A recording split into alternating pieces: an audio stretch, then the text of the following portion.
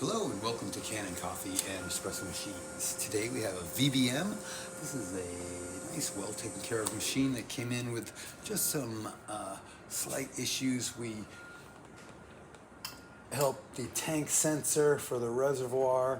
We adjusted the expansion valve. We checked for leaks, cleaned up. We also did a little bit of back flushing on the group head. This also came with a single shot soap. We're going to go ahead and do a test shot. We'll do a nice small one. We have the temp up right. Now as we go, we climbed right up to right about 10 bars. With test coffee, so we'll get some crema on it at the end.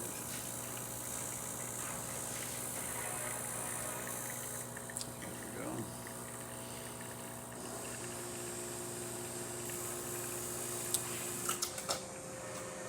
Nice exhaust, nice little shot. Check for steam, purge. Nice strong steam. Hot water comes right out. No leaks. Thank you for repairing with Kanen Coffee and Espresso Machines.